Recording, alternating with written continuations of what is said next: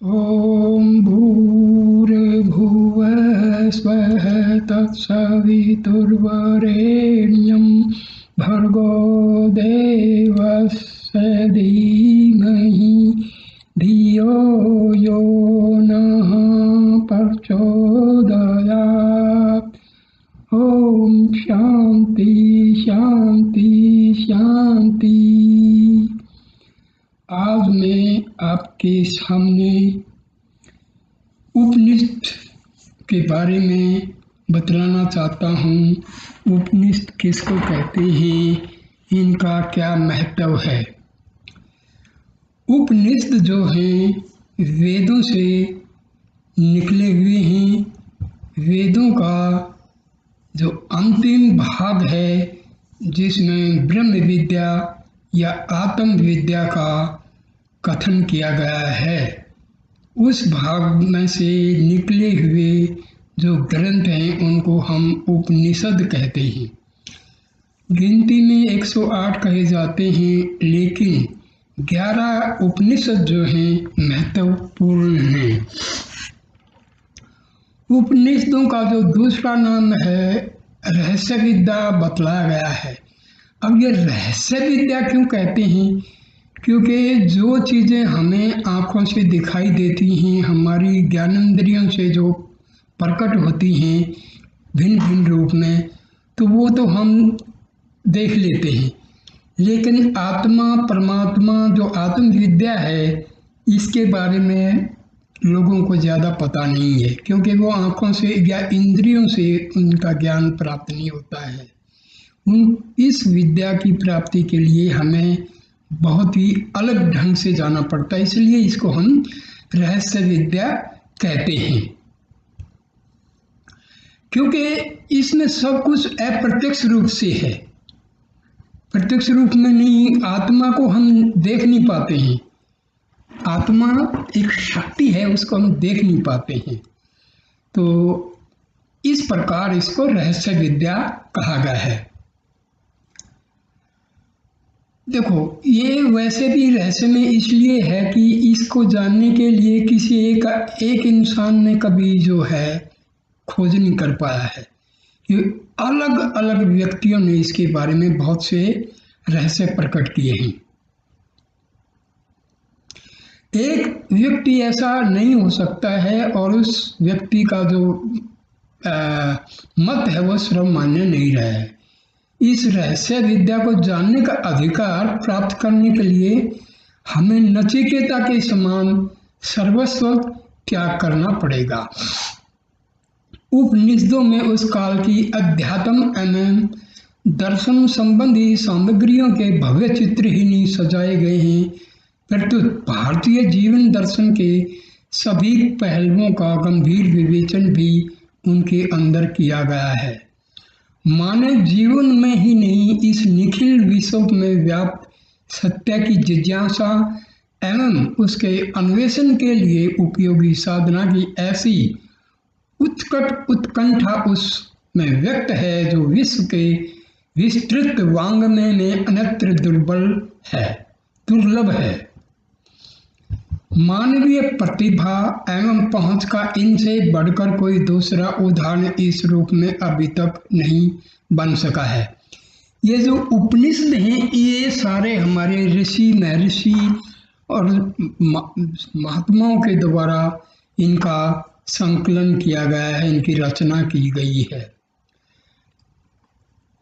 सचमुच मानव की उत्कृष्ट कल्पना का ऐसा शाश्वत एवं कल्याण रूपी रूप विश्व साहित्य में अभी तक दूसरा नहीं दिखाई पड़ता है।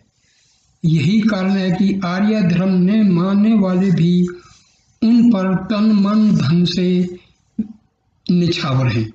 सुप्रसिद्ध जर्मन दार्शनिक शोपेनहावर ने उपनिषद के संबंध में अपना विचार व्यक्त करते हुए एक अवसर पर कहा है, यह मुझे जीवन में शांति देती रही है और मृत्यु के समय भी शांति देगी। सारे संसार में ऐसा कोई स्वाध्याय नहीं है जो उपनिषदों के समान उपयोगी और उन्नति की ओर ले जाने वाला हो। वे उत्तम बुद्धि की उपज हैं। आगे या पीछे एक दिन तो ऐसा होना ही है कि यही विश्व की जनता का धर्म होगा। देखिए, पाश्चात्य जो विद्वान रहे हैं उनका जो अध्ययन रहा है वो मन और साइकोलॉजी तक सीमित रहा है। पहली बात, उनके जो है पाश्चात्य लोगों के धर्म में कह लो या उनकी संस्कृति में कह लो, आत्मा का कोई उल्लेख नहीं। ये तो हमारे उपनिषदों से उन्होंने जाना है कि आत्मा भी कोई होता है। उन लोगों को इस चीज का, वो सिर्फ मन किस मतलब मनोविज्ञान तक ही उनका सीमित रहा है। मनोविज्ञान और अध्यात्म में बहुत फर्क है, क्योंकि मन से जो हम मन का जो विज्ञान है उसको मनोविज्ञान कहते हैं, और जो आत्मविद्या है ये हमारी आत्मा से संबंधित है। मैंने पहले एक वीडियो में आत्मा और मन का संबंध समझाया है। देखिए, मन वास्तव में होता नहीं है। ये सारा जो खेल है हमारे जीवन का ये आत्मा से ही है। मन है क्या? मन जो है विचारों की श्रृंखला है जो हमारी आत्मा से ही उत्पन्न होती है। इसी श्रृंखला का नाम जो है मन रखा गया है। पाश्चात्य लोगों ने तो बहुत सारे ग्रंथ लिख डाले हैं मन के ऊपर। मन का कॉन्शियस माइंड वो बोलते हैं, सबकॉन्शियस माइंड बोलते हैं, और वो लोग जो है अनकॉन्शियस माइंड बोलते हैं, सुपर कॉन्शियस माइंड बोलते हैं। देखिए, ये सब अध्यात्म में हम जब जाते हैं, उपनिषदों को जो पढ़ते हैं, तो हमें पता लगता है कि मन तो केवल आत्मा का एक कर्म है, आत्मा का एक अंश है। आत्मा से विचार पैदा होते हैं। ये विचारों की जो श्रृंखला है उसका नाम हम रख देते हैं आत्मा। इसी तरह ईगो क्या है? हम अपने आप को, आत्मा को पहचानते हुए ना पहचानते हुए अपने आप को हम इस शरीर से जोड़ लेते हैं। इसी का नाम जो है ईगो है। आईनेस जो है, सेल्फ, रियल सेल्फ है, मतलब रियल आई है, एक ईगो है। फॉल्स आई ईगो है, रियल आई हमारी आत्मा है।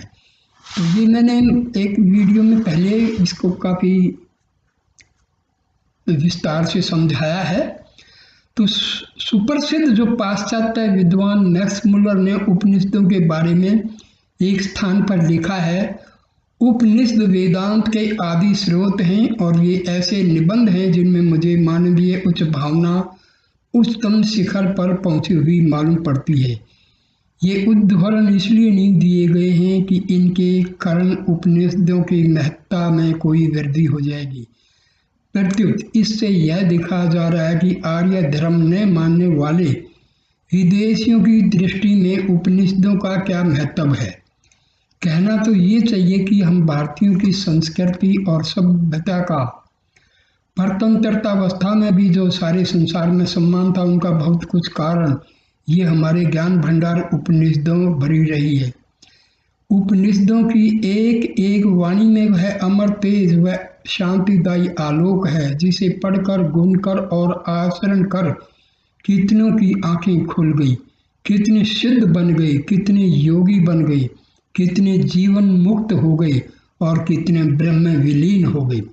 सहस्रों वर्षों से सरस्वती के यह आलोक में प्रसाद अकिंचनता में भी, कुबेर की समृद्धि अथवा भौतिक अभाव में भी आध्यात्मिक शांति की निधि लुटाते चले आ रहे हैं। इन्हें पाने वालों को फिर कुछ पाना नहीं रह गया। कल्पद्रुम के नीचे पहुंचकर कामनाओं का उदय हो ही कैसे सकता है। इसमें मैक्स मुलर का जो जिक्र आया है, मैक्स मुलर जर्मनी के बहुत बड़े विद्वान हुए हैं उन्होंने वैसे हमारे जो वेद साहित्य है उसका फायदा कुछ नहीं किया ज़्यादा। उन्होंने ऐसा ऐसा जो है ट्रांसलेशन किया है जो बहुत ही भयानक है। उन्होंने तो यहाँ तक सिद्ध कर दिया कि वेदों के जो ऋषि थे वो गाय का मांस खाते थे। तो भाई ऐसा है, हमारे भारतीय जो विद्वान है वो इन लोगों का पता नहीं क्यों जो है जिक्र करते हैं। इन लोगों का उद्देश्य हमारे जो संस्कृति है उसका कोई बढ़ाने की नहीं सोची, उसको गिरा किस प्रकार हमारे जो वैदिक ज्ञान है इसको नीचा दिखाया जाए। खैर ये मैं किसी और वीडियो में बताऊंगा कि किस प्रकार पाश्चात्य लोगों ने हमारा कितना संस्कृत का जो भंडार है ग्रंथों का उसको तुम लोगों ने फूंक डाला था। सारा संस्कृत का जो साहित्य है वो अवेलेबल भी नहीं है। महर्षि दयानंद जब वेदों का भाष्यकार लिख रहे थे तो उनको जर्मनी से मंगाने पड़े थे वेद। कितनी विडंबना है। तो चलिए आगे देखते हैं क्या बोल रहे हैं हम। उपनिषद शाश्वत ज्ञान की अक्षय भंडार है। ये निरंतर का ज्ञान है, ये सीधा परमात्मा का दिया हुआ ज्ञान है। सारे संसार में ऐसा कोई दर्शन नहीं, ऐसी कोई विचारधारा नहीं है जो इनसे प्रभावित नहीं हुई है।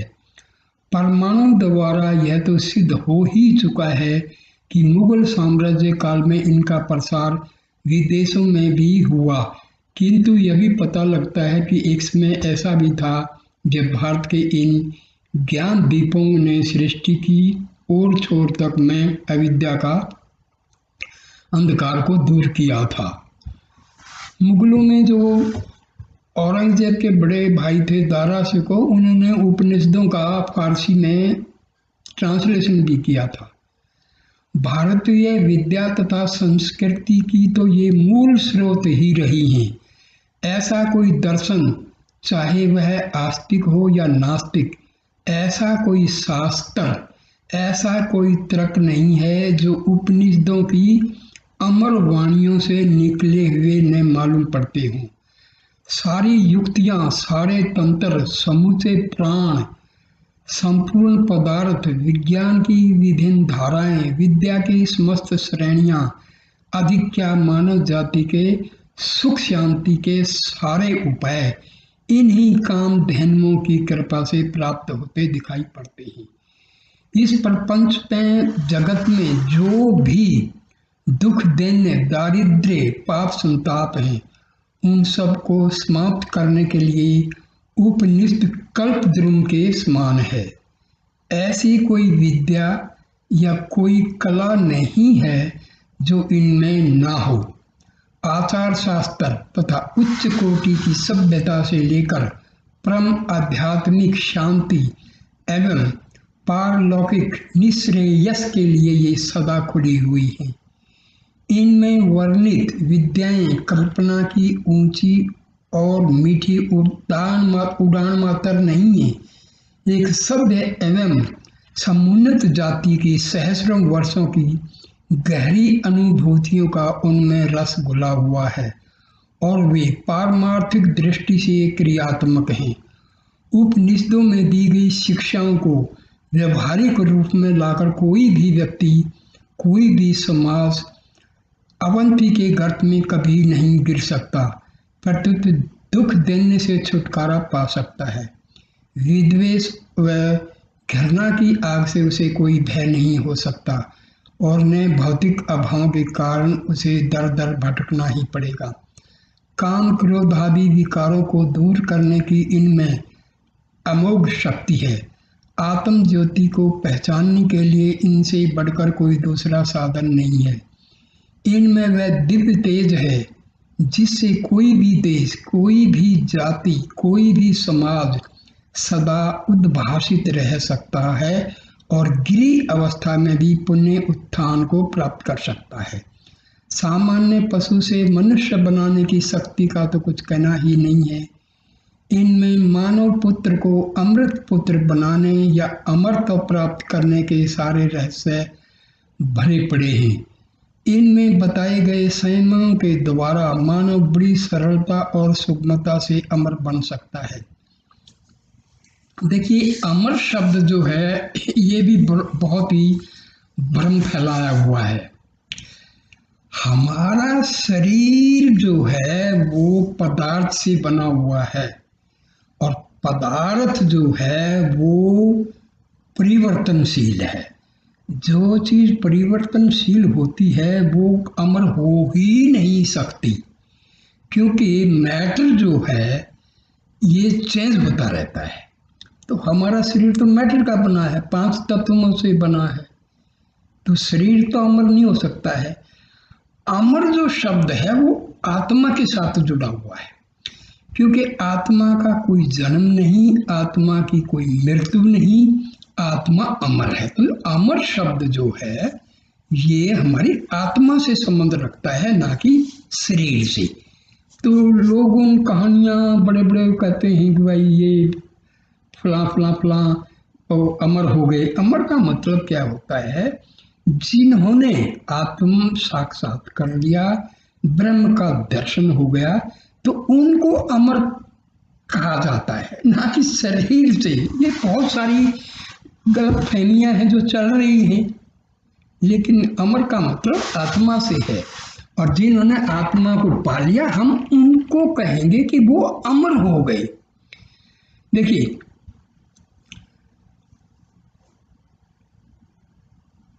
आदि शंकराचार्य ने उपनिषदों का बहुत ही अच्छी तरह से भाष्य लिखे हैं। उन्होंने इस उपनिषदों का काफ़ी ज्ञान फैलाया। स्वामी दयानंद ने भी जो है उनकी जल्दी मृत्यु होगी, क्योंकि उनको तो अपने धर्म को बचाने में ही सारा। अब रिसेंट टाइम में जो है महर्षि रमन जो हैं, इन्होंने उपनिषदों की एक एक बात को अपने जो है ज्ञान से, अपने एक्सपीरियंस से, अपने अनुभव से एक एक उपनिषदों में जो लिखा है उसको सिद्ध किया है। उससे पहले रामकृष्ण परमहंस, स्वामी विवेकानंद और बाकी जो हैं रामकृष्ण मिशन के जो आज भी स्वामी हैं, वो लोग बहुत अच्छी तरह से उपनिषदों का उन्होंने ट्रांसलेशन भी किए हैं और उन्होंने अपने आप में उनका अनुभव भी किया है। ऐहिक सिद्धियों के द्वार तो इनमें खुले ही हैं, पारलौकिक समृद्धियों के लिए भी इनमें सभी साधन विद्वान हैं। देखिए, ये सिद्धि लोग कहते हैं, सिद्धि और परमात्म प्राप्ति ये दोनों अलग हैं। जो लोग सिद्धियों के पीछे पड़ते हैं ना, वो फिर आत्मा से दूर चले जाते हैं। ये सब तांत्रिक, ये विद्या तांत्रिक लोग ये वगैरह ये क्या करते हैं, ये अध्यात्मवाद से बहुत दूर होते हैं। इनके कोई मतलब नहीं है, क्योंकि वो सिद्धियाँ जो हैं वो हमारे आत्म ज्ञान के लिए रुकावट है। तो सिद्धियों का जिक्र उपनिषदों में ऐसा नहीं है। पारलौकिक समृद्धियों के लिए भी इनमें सभी साधन विद्यमान हैं, क्योंकि देखिए, वेदांत जो है ना, हमारे हिंदू धर्म में वेदांत की जो शाखा है वो बहुत ही मशहूर है। स्वामी विवेकानंद, स्वामी जो है राम तीरथ और परमहंस रामकृष्ण, महर्षि रामन, शंकराचार्य, इन लोगों ने वेदांत के ऊपर बहुत अनुभव भी किए, ग्रंथ भी लिखे हैं। वेदांत का मतलब होता है वेदों के अंत में जो ज्ञान है आत्मा का, वो वेदों का अंतिम भाग कहे जाते हैं। उपनिषदों में वर्णित तथ्यों पर आधारित है। यह समझना चाहिए कि वे केवल पारलौकिक सिद्धियों की देने वाली हैं, प्रतिदिन में ऐहिक जीवन की विविध समस्याओं को हल करने की प्रेरणा है। किंतु मीठा मीठा चिल्लाने से जिस प्रकार मुंह मीठा नहीं हो सकता, उसी प्रकार केवल उपनिषद के वाक्यों के बार बार उच्चारण से भी वास्तविक सुख शांति की प्राप्ति नहीं हो सकती। केवल पुस्तकों के रट लेने से या किसी का उपदेश सुनने मात्र से आत्मज्ञान प्राप्त नहीं हो सकता। इस संबंध में मुंडकोपनिषद में कहा गया है, जिसका ट्रांसलेशन मैं बताता हूँ हिंदी में, अर्थात यह आत्मा वेदादि के अध्ययन से नहीं मिलता। देखो, वेद आदि या उपनिषद पढ़ने से रास्ता हमें मिल जाता है, रास्ते पर चलना हमें है, अनुभव करना है, प्रयत्न करना है, केवल पढ़ने से कुछ नहीं होता है। ने बुद्धि की सूक्ष्मता से या बहुत से शास्त्रों के सुनने या अनेक विषयों की जानकारी से ही वह मिलता है। जो पुरुष इस संसार में केवल इसी आत्मा का वर्णन करता है, उसी को इसकी प्राप्ति होती। देखिए, आत्मा का वर्णन क्या होता है? हमें पूरा 24 घंटे में हमारा जो है संपत्ति को बढ़ाने में, संसार में लगा रहता है। खाते हैं, पीते हैं, सो जाते हैं, यही हमारी दिनचर्या है। देखो, आत्मा की जो वर्णन करने का मतलब क्या होता है, हमें मेडिटेशन करना चाहिए, ध्यान में बैठना चाहिए और अंदर डूबना चाहिए, क्योंकि अंदर ही हमारी आत्मा का निवास है। हमारा अध्यात्म के हृदय कहते हैं, हमारे ऋषि मुनियों ने कहा है कि हमारा एक तो जो हृदय जिसमें रक्त शुद्धि वगैरह का काम होता है, दूसरा हृदय है जिसमें अध्यात्म मतलब आत्मा रहती है, स्पिरिचुअल हार्ट उसको बोला जाता है। तो हमें उसमें पहुंचना होता है और हमें कोशिश करके अपने मन को भी उसी में पहुंचा देना होता है। जब हमारा मन हमारी कोशिशों के द्वारा स्पिरिचुअल हार्ट में, जब हृदय में पहुंच जाता है और वो आत्मा में वापिस समाहित हो जाता है, तो हम कहते हैं आत्मज्ञान हो गया, सेल्फ रियलाइजेशन हो गया, आत्म साक्षात्कार हो गया। भाई, ये करने से होता है, ये बहुत मुश्किल है ही नहीं। आसान इसलिए नहीं है क्योंकि हम टाइम जो है इतना मिलता नहीं है कि हम कर पाए। लेकिन भाई, असली यदि ज्ञान प्राप्त करना है तो घंटा 2 घंटा डेली बैठ के जो है अंदर डूबना चाहिए। अंदर डूबने का देखो, ये भी थोड़ी है गलती है। अंदर डूबने का मतलब क्या होता है कि हमारा जो मन है ना, उसकी नेचर है बाह्य गमन, एक्स्ट्रावर्ट होता है हमारा माइंड। हमें इसको अंदर की तरफ, इसकी डायरेक्शन चेंज करनी। मन तो बार बार बाहर जाएगा संसार में, ये इसकी प्रकृति है, ये इसकी नेचर है। हमें प्रयत्न क्या करना है कि आहिस्ता आहिस्ता मनन के द्वारा, कंटेम्पलेशन के द्वारा और अफर्मेशन के द्वारा, विजुअलाइजेशन के द्वारा मन की डायरेक्शन बाहर से हटा करके अंदर की तरफ करना है। मन जो है आहिस्ता आहिस्ता आहिस्ता हमारे अध्यात्म पे, हृदय में जब पहुंच जाता है तो ये अपने स्रोत में, अपने सोर्स में मिल जाता है।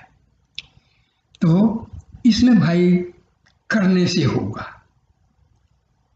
ये मैं जो बता रहा हूँ ना, ये क्योंकि मैं करता हूँ और बहुत ये मुश्किल भी नहीं है, और भाई आसान तो इसलिए नहीं है कि हम करते नहीं।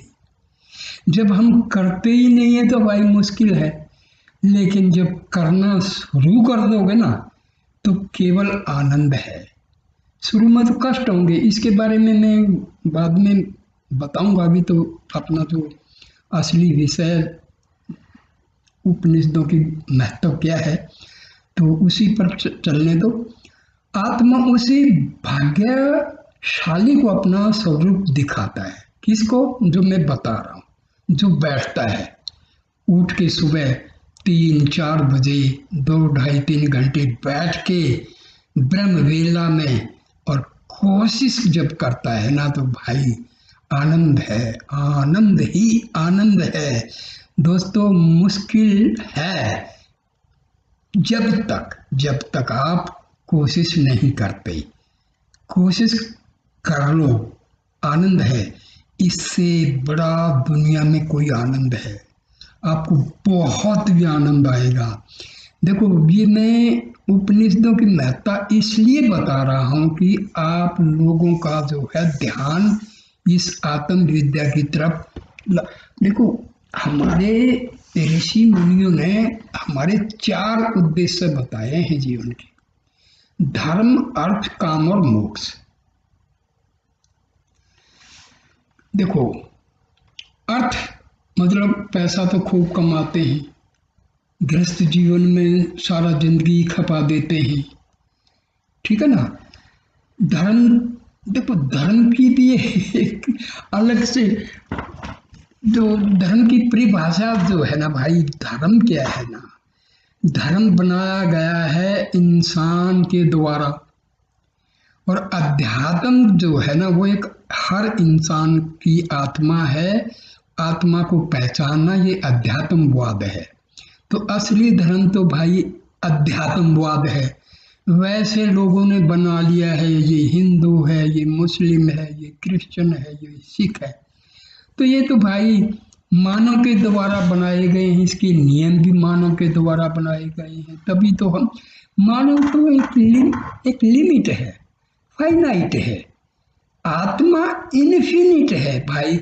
एक आप फाइनाइट की तरफ क्यों झुकते हो? Why don't you come to the infinite? आत्मा इन्फिनिट है। अरे थोड़े से गिलास के पानी को छोड़ के समुद्र की तरफ दौड़ो। आत्मा एक समुद्र है, अथाह ज्ञान का सागर है। आप क्यों मन रूपी गिलास के थोड़े से पानी में ही खुश होना चाहते हो दोस्तों? चलिए, तो बलहीन अर्थात ब्रह्मचर्य विहीन परमादि और अशास्त्रीय तप में निरत को भी आत्मा नहीं मिलती, कभी नहीं मिलेगी। इसको तो भाई किसको मिलेगी? जो कोशिश करेगा। और कोशिश बहुत मुश्किल नहीं है भाई, ना उसमें पैसा लगता है, ना कुछ धन दौलत लगता है। और देखो, आप लोग बैठ के ध्यान करना शुरू कर दो। ये गुरु का चक्कर भी एक बड़ा घंटा, बहुत ही टेढ़ा काम है। गुरु जो है ना, जो भी आपको अंधेरे से प्रकाश में ले जाए वो गुरु है। और भाई आत्मा से बड़ा कोई गुरु नहीं होता है।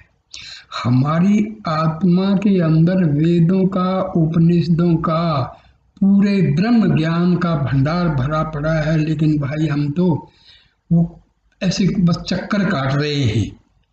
हाँ, अमृत का कुआं भरा हुआ है, उसके चक्कर काट रहे हैं। कोशिश नहीं करते कि पी के देखें। खजाना भरा पड़ा है हमारी आत्मा में और हम चक्कर काट रहे हैं।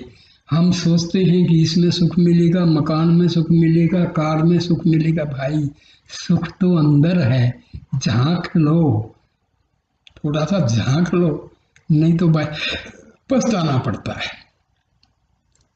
इसको पाने के लिए मनुष्य को पहले इनके वचनों को सुनो, उसके बाद उन पर पूरा पूरा मनन करो। एकांत में शांत मन से उन पर विचार करो। इसके अनंतर चित्त वृत्तियों को समेटकर अंतर्मुखी बनकर मन में एकाग्र चित्त हो ध्यान धरो। तभी तुम्हें वह महाज्योति, अखंड आनंद और शाश्वत शांति का सरोवर नहाने को मिलेगा। उसे प्राप्त कर लेने पर तुम्हारे हृदय की सब गांठें अपने आप खुल जाएंगी, सारे संशय दूर हो जाएंगी, सभी शुभ अशुभ कर्मों का बंधन टूट जाएगा और तुम जीवन मुक्त बन जाओ। दोस्तों, ये उपनिषदों में लिखा है, मैं सिंपल भाषा में समझा रहा हूं मेरे दोस्तों। मन जो है हमेशा हमें दुनियादारी में भटकाएगा। आप जब ध्यान में बैठोगे तो ये आपको बैठने नहीं देगा, बिल्कुल भी, क्योंकि ये आत्मा के पास आपको पहुंचने ही नहीं देगा। ये जो मैं बार बार आप शब्द का यूज कर रहा हूं ना मेरे भाई, मैंने पहले बताया था, हमारा एक तो जो आई है वो है फॉल्स, जिसको हम ईगो कहते हैं, और एक आई है हमारी आत्मा, जिसको हम सेल्फ कहते हैं। तो मैं बार बार जो आप कह रहा हूं, मैं ये ईगो को रेफरेंस नहीं कह रहा हूं, क्योंकि हमारे डे टू डे लाइफ में जो कर्म हम करते हैं वो सब, आत्मा तो केवल विटनेस है। मन के द्वारा, बुद्धि के द्वारा, ईगो ही हमारा मास्टर है। हमारा जो दैनिक जीवन का जो कंट्रोल है वो ईगो के पास है। ठीक है ना, क्या करना है, ये ठीक है, ये गलत है, ये बुद्धि और मन का जो है डिसीजन मेकिंग है। बाकी कंट्रोल है ईगो का। आत्मा जो है फ्री विल के हिसाब से, आत्मा ने आपको फ्री छोड़ रखा है। It is your wish and will what you want to do. आपको जो करना है वो फ्री विल है आपकी। अब नियम में बंध के चलोगे, उपनिषदों की सुनोगे, वेदों की सुनोगे, उसके अनुसार चलोगे, तो भाई आपका जो आखिरी जो चीज है मोक्ष, ठीक है ना, वो आपका काम बन जाएगा। और मन की, बुद्धि की, ईगो की चलोगे तो भाई पिसते रहो, जन्म लेते रहो, मौत, जन्म, मर्त, डेथ एंड बर्थ का साइकिल में रगड़े खाते रहो। अदरवाइज वेरी सिंपल, आप भाई ऑफिस में काम करते हैं, आपने फैक्ट्रियां लगा रखी, कोई प्रॉब्लम नहीं है। केवल शाम को जब आप ऑफिस से, फैक्ट्री से, अपने वर्क प्लेस से जब आ जाते हैं, खा के पी के 1 घंटा अपने मकान के कोने में अकेले बैठ जाओ और सोचना शुरू कर दो कि मैं कौन हूँ, कहाँ से आया हूँ, क्या करने आया हूँ, मेरा उद्देश्य क्या है, मैंने अपने उद्देश्य प्राप्ति के लिए क्या क्या किया है, कहाँ भटक रहा हूँ। तो ये थोड़ा थोड़ा विचार करो। असली चीज क्या है विचार करने की, कि हमें आत्मा तक पहुंचना है। महर्षि रमन ने बहुत बढ़िया तरीका बताया गया है, उसका नाम दिया गया है सेल्फ इंक्वायरी। उस पर मैं अलग से वीडियो दूंगा और ऐसे मतलब बहुत समझा के अनुभव, अपने अनुभव से मैं समझा दूंगा। लेकिन भाई करो तो, करना तो आपको है। किताब पढ़ने से कुछ नहीं होने वाला है, क्योंकि जो करने की चीज है वो केवल पढ़ने से नहीं होगा, करना है। बहुत उपनिषद का जो ज्ञान है ना, वो इतना इतना इतना प्यारा ज्ञान है ना, एक बार इसमें आपका ध्यान हो जाए, इंक्लिनेशन इसकी तरफ हो जाए, तो फिर आपका जीवन सुधर जाएगा।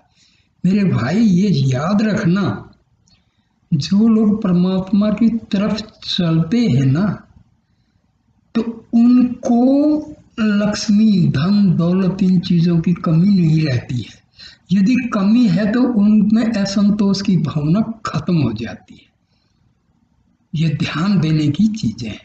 तो चलो, इस प्रकार यदि देखा जाए तो उपनिषदों का एक एक अक्षर एक एक बहुमूल्य रत्न है।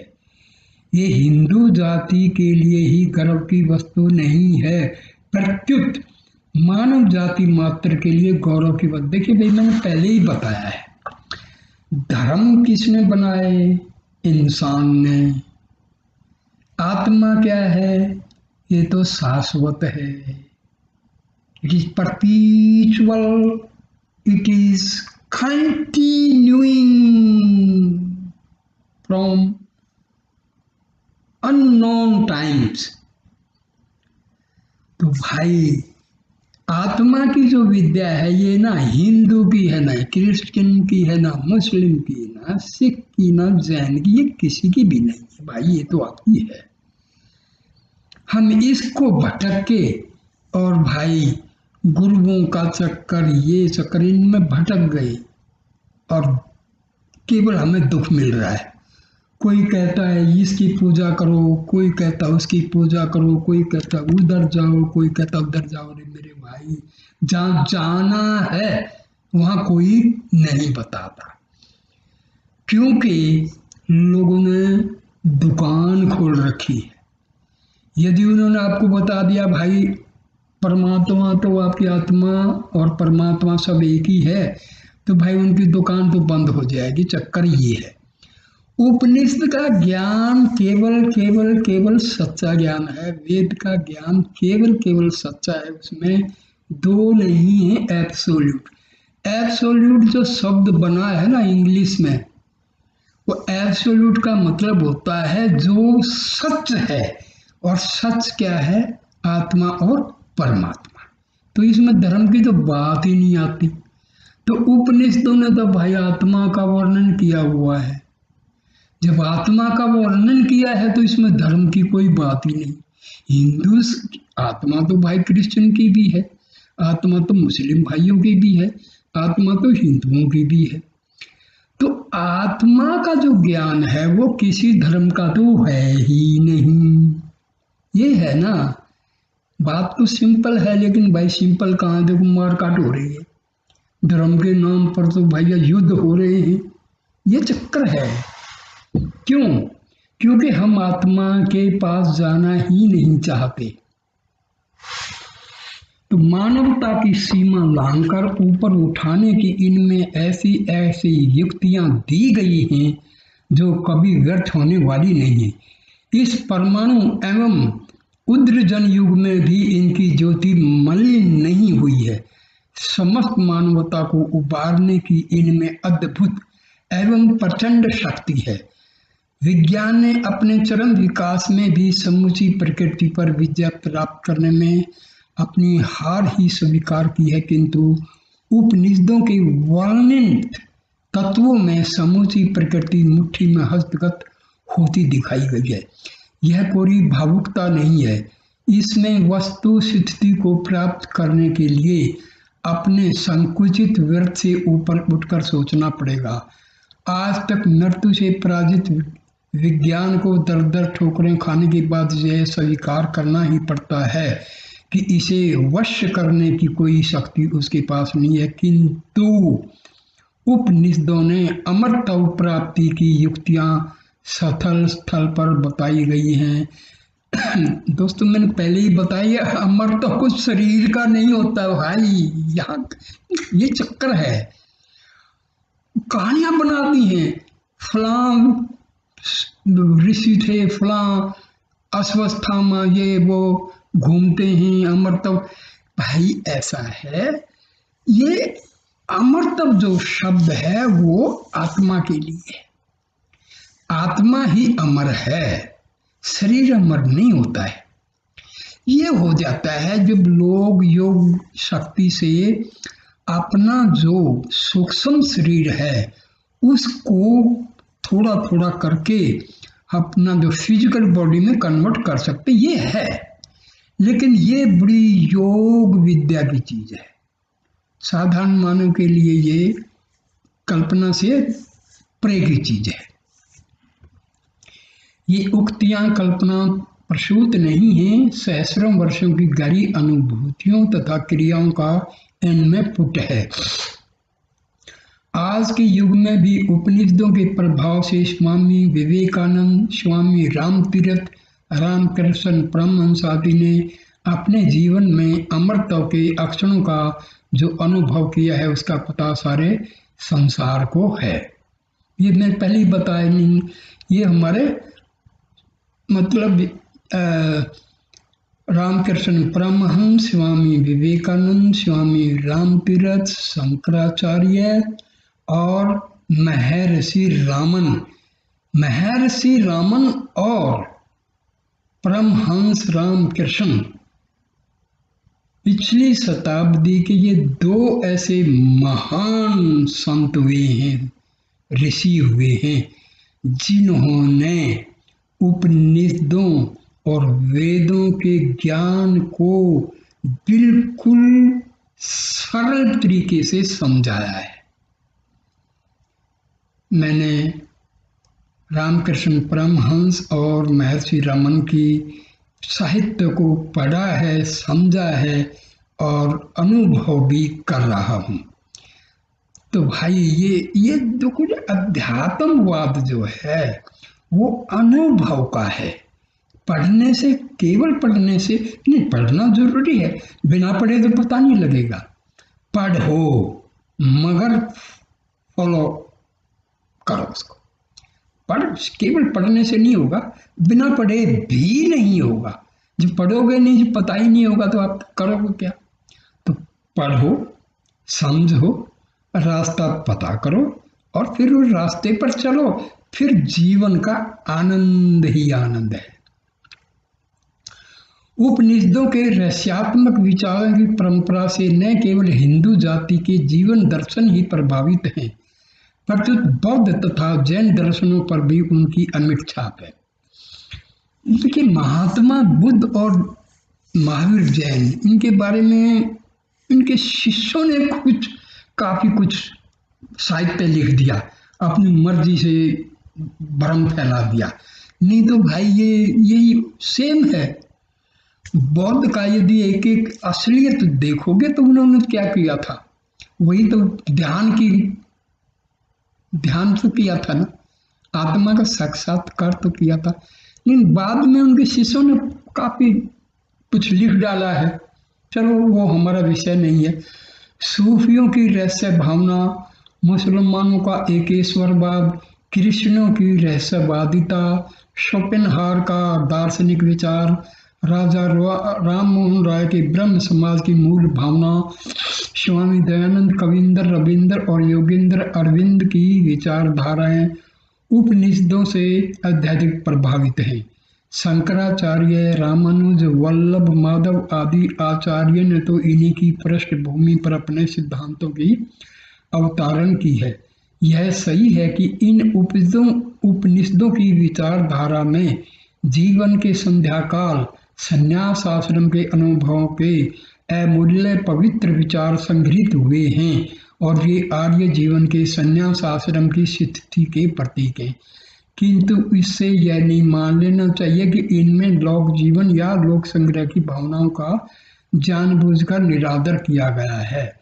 कहना तो ये चाहिए कि प्रथम के 3 आश्रम का सार तत्व भी इनमें आ गया है। इनके विचार इतने गूढ़, उदात्त और व्यापक हैं कि इनमें सब स्थिति के लोग समान लाभ उठा सकते हैं। यही कारण है कि क्या सब धर्मी, क्या विधर्मी, क्या पौवार्त्य, क्या पाश्चात्य, सभी विचारकों के लिए ये प्रेरणा और स्मृति के स्रोत हैं। व्यापक मानव धर्म और उनके जीवन दर्शन के अक्षेत्र में किसी भौगोलिक रेखा से आबद्ध नहीं हैं और न काल की सीमा रेखा ही इनकी प्रसिद्धि और सनातनता में कोई बट्टा लगा सकी है। ज्ञान और अनुभूतियों का मस्तिष्क और हृदय का इनमें ऐसा मधुर समन्वय है कि कहीं विषमता का कहीं पता। देखो, वेदांत के 3 अंग हैं। सबसे पहले उपनिषद हैं, दूसरे गीता हैं और तीसरे जो हैं वेदांत दर्शन है। वेद व्यास का जो लिखा हुआ है ब्रह्म सूत्र, जिसको हम वेदांत दर्शन कहते हैं। ये 3 अंग हैं, उपनिषद, गीता और ब्रह्म सूत्र। तो यद्यपि विषय की व्यापकता के कारण सभी दर्शन एवं संप्रदाय अपने मतों की पुष्टि के लिए उपनिषदों का आश्रय लेते हैं, किंतु उत्तर मीमांसा वेदांत दर्शन की ही विशेष विवेचना इनमें की गई है। यही कारण है कि आचार्य शंकर ने अपने मत के प्रतिपादन में स्थल स्थल पर इनका उपयोग किया है। ब्रह्म की व्यापकता, आत्मा की नित्यता, लौकिक सुख की अक्षण भंगुरता, मुक्ति की उपलब्धि आदि विषयों का इनमें प्रमुख रूप से प्रतिपादन किया गया है। यद्यपि वे वास्तव में ज्ञान कांड के समर्थक हैं, किंतु उपासना और कर्म कांड का भी इनमें बहिष्कार या निरादर नहीं किया गया है। आज के विज्ञान युग ने उपासना और कर्म कांड को मानव स्वभाव से कुछ दूर कर दिया है, किंतु ज्ञान का अक्षेत्र आज भी पूर्ववत अबाधित है। इसमें काल कर्म से परिवर्तन की कोई गुंजाइश नहीं है। फलस्वरूप उपनिषदों में परमात्मा, आत्मा, सृष्टि, पुनर्जन्म, स्वर्ग, धर्म, आचार आदि का जो विवरण अथवा परिचय दिया गया है वह आज भी ज्यों का त्यों है। बड़े बड़े वैज्ञानिक विद्वानों के तर्कों और नास्तिकों की शंकाओं को वहाँ फटकने की भी स्थिति नहीं मिलती। यही कारण है कि सनातन हिंदू जाति की रीढ़ विधर्मियों के घोर अनाचारों में भी नहीं टूटी। प्राय शासन की क्रूर श्रृंखलाओं में शताब्दियों तक जकड़े रहने पर भी उसमें जड़ता नहीं आई। लाखों आंधी तूफानों बवंडर के बीच में पड़ने पर भी उसका तेज। देखिए, कुछ देश तो गुलामी के कारण अपनी संस्कृति को खो चुके, क्योंकि संस्कृति उनकी थी ही नहीं।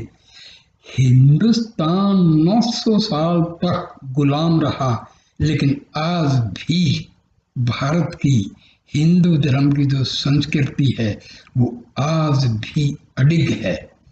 इसको क्यों? क्योंकि वो सच्चे उस पर रास्ते पर थे। हमारे ऋषियों ने जो रास्ता सुझाया है वो निरंतर बहने वाली गंगा की तरह है।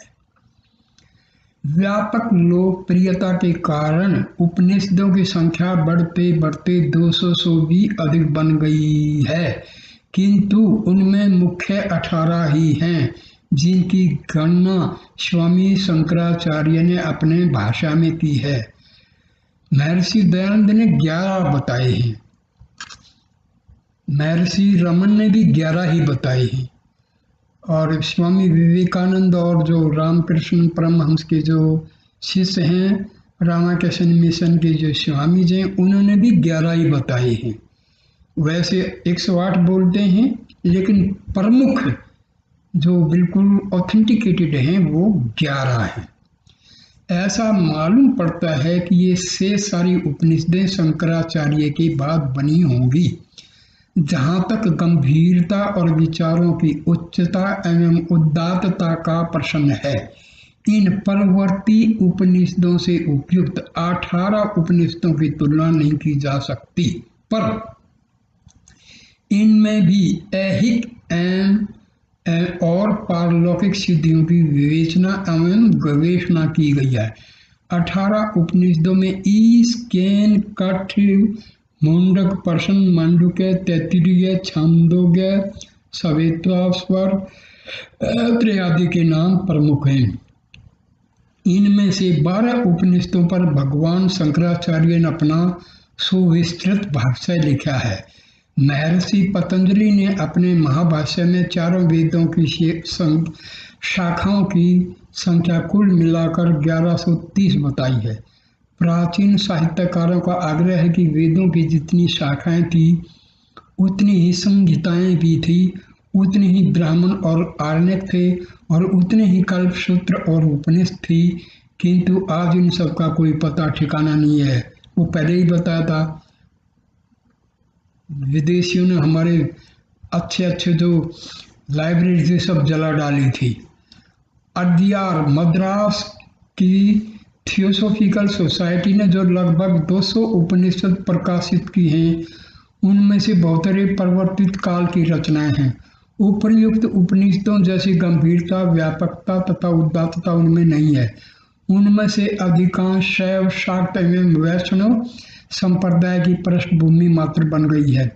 उपनिषदों का यह कर्णिक विकास स्पष्ट संकेत करता है किस प्रकार आरंभ में हमारे धर्म और विचारधारा में संकुचित भावना अथवा सांप्रदायिकता का कोई स्थान नहीं था। निखिल विश्व और ब्रह्म जैसे व्यापक प्रश्नों पर ही विचार किया जाता था, परंतु बाद में बढ़ते बढ़ते यह धारा शैव, वैष्णव और शाक्त समुदाय की परिधि में आफर फंस गई और जिसके परिणाम स्वरूप हम विशृंखल बन गए।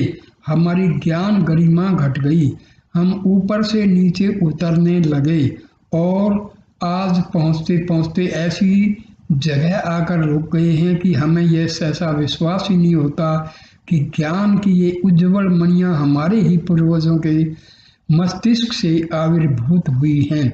शांति की है मंदाकिनी हमारे ही पूर्वजों के विशाल हृदय से प्रवाहित हुई है।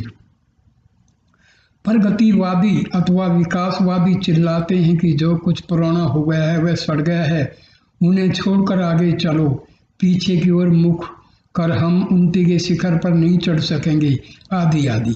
किंतु उन्हें यह सोचने की आवश्यकता नहीं पड़ती कि क्या करोड़ों वर्ष का यह सौरमंडल, यह धरातल, यह हिमवान, यह गंगा यमुना की निर्मल धारा पुरानी हो गई है, इन्हें छोड़ देना ही ठीक है। इनसे पूर्ववत लाभ होने की संभावना अब नहीं रह गई है, वे सब के सब नष्ट कर देने ही लायक हैं। ठीक, यदि कोई प्रगतिवादी यह कहने की हिम्मत कर सकता है कि हाँ ये सब उपेक्षणीय हो गए हैं, तो फिर उसके लिए मानव संस्कृति की ये मूल स्रोत उपनिषद की कूड़ा करकट से ही हो सकती है। परंतु अभी ज्ञान उन्माद का ऐसा कठोर युग शुरू नहीं हुआ है। विज्ञान उद्रजन बन तक पहुंचकर भी बहुत नीचे है। उपनिषदें अभी बहुत ऊंची हैं, उनमें वर्णित जीवन के तत्वों की प्राप्ति अभी विज्ञान से संभव नहीं है। ट्यूबवेल लगाकर हम 10-20 बीघा खेती की सिंचाई भले ही कर लें, पर हरिद्वार का कुंभ अथवा तीर्थराज प्रयाग का संगम उस कूप के तट पर नहीं लगेगा। भीतर घुसकर देखिए इनके रत्नों की कुछ अमल अमंद छवि जो तन मन के संतापों को दूर भगाने में आज भी यथापूर्व है। केवल हमारी आंखें बदल गई हैं, इनमें भी अज्ञान, प्रमाद और अभिमान का चश्मा चढ़ा हुआ है। उसे उतार का हम तनिक निहारें तो सही। अज्ञान और अविद्या में भ्रमते हुए भी अपने को धीर और पंडित मानने वाले मूर्ख लोग नाना कष्टों एवं योनियों में भी उसी प्रकार भटकते और ठोकर खाते फिरते हैं जैसे एक अंधे के पीछे चलने वाले दूसरे अंधे। सत्य की ही इस संसार में विजय होती है, असत्य की विजय कदापि नहीं होती। सत्य धर्म से ही ब्रह्मलोक की प्राप्ति का वह विस्तृत मार्ग देवयान प्राप्त होता है, जिसके द्वारा अपनी कामनाओं को प्राप्त करने वाले महर्षि गण उस परम धाम में गमन करते हैं जहाँ वह सत्य का परम आश्रय परमात्मा निवास करता है। यह आत्मा सर्वदा सत्य से, तपस्या से, यथार्थ ज्ञान से और ब्रह्मचर्य से पाया जाता है। निष्पाप और यत्न में निरंतर रहने वाले लोग इस निष्कलंक और प्रकाश स्वरूप आत्मा को अपने अंतःकरण में ही देखते हैं। हमारे पूर्व आचार्यों की यह शिक्षा अकेले ही भारतीय संस्कृति के सभी अंगों पर प्रकाश डालने में पर्याप्त है। भारत के पास कुछ रहे या न रहे, यदि उसके निवासी अपने पूर्वजों की इस अमर वाणी का ही केवल अनुसरण करते रहेंगे तो उन्हें कल्पांत तक अकिंचन दुखी और अशांत होने का कोई कारण नहीं होगा। इस प्रकार विश्व के विस्तृत वांग्मय में साहित्य, वांग्मय का मतलब होता है साहित्य में उपनिषद की महत्ता बेजोड़ है। वे न केवल अपनी परम प्राचीनता के कारण आदरणीय हैं, तर्तुत उनकी सहज सुखदायिनी सूक्तियाँ अमरत्व का संदेश देने वाली हैं। भारतीय आर्य संस्कृति का समुन्नत एवं शुद्ध रूप तो सदा से इन्हें अमृत वाटिकाओं में निमज्जित होकर निखरा है। ये किसी संप्रदाय विशेष की वस्तु नहीं है। इनकी सामान्य दृष्टि वसुधैव कुटुंबम के महान एवं पुनीत लक्ष्य पर स्थिर है। यही कारण है कि देश विदेश सर्वत्र इनका आदर सम्मान है। पर यह सब होते हुए भी उपनिषद सर्वसाधारण के लाभ में नहीं आती। इनकी गहन गंभीरता की दुहाई देकर जब हमारे कितने संस्कृतज्ञ पंडित जन भी इनके अमर संदेश से आजीवन वंचित रह जाते हैं, तब केवल हिंदी जानने वालों का या दोष। आज तक अनेक उपनिषदों के, देखो भाई, भाषा इंपॉर्टेंट नहीं है। असली चीज क्या है कि किसी भाषा के द्वारा ज्ञान क्या है, असली चीज ये है। तो हमें जो है ना, उपनिषदों में मैंने बताया ना कि उदाहरण दे करके, कहानी दे करके बड़ा अच्छे तरीके से समझाया गया है। तो अब इसके आगे जो मैं महत्व जो बताया हूँ, इसके आगे में उपनिषदों की कहानियों के द्वारा किस प्रकार जो है ज्ञान का संचार किया गया है हमारे ऋषियों द्वारा, तो ये मैं कहानियों की एक श्रृंखला शुरू करूंगा। क्योंकि कहानियों में अलंकारिक भाषा का यूज किया गया है।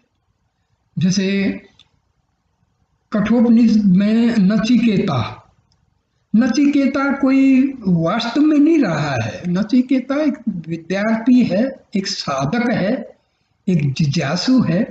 उसने यमराज से जो है आत्मा का ज्ञान प्राप्त किया।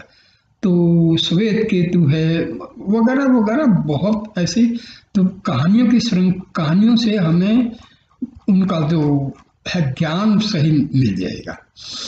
तो दोस्तों, ये आप लोग जो हैं, मेरी जो चैनल है उसमें आप अपने क्वेश्चन लिख करके मेरे से पूछ सकते हैं, ठीक है? क्योंकि जो अध्यात्म ज्ञान है ना, वो अनुभव के द्वारा प्राप्त किया जाता है, किताबें पढ़ के नहीं। किताबें तो टीवी में आप दुनिया भर के बैठे हैं पंडित लोग, प्रचारक हैं, वो पढ़ देते हैं बहुत सारे। देखो, अनुभव के द्वारा जो ज्ञान अर्जित किया जाता है वही उपयोगी होता है। किताब से पढ़ लिया और सुना दिया तो वो उसका असर भी नहीं होता है, ठीक है?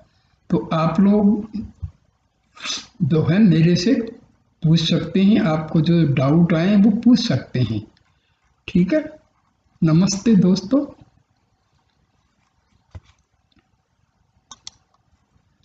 अच्छा, एक कृपा करना, मेरी जो चैनल है जिसमें आपने ये पढ़ा है उसमें कृपा करके आप लोग लाइक, कमेंट और सब्सक्राइब जरूर कर देना। दोस्तों, ये चैनल मैंने इसीलिए शुरू की है कि आज बहुत भ्रम फैला हुआ है, बहुत सारे लोग हैं गुरु बनते हैं। देखिए, एक होता है निष्काम कर्म जिसको हम बोलते हैं, बिना किसी स्वार्थ के सत्य क्या है वो बताना, ये असली निष्काम कर्म है।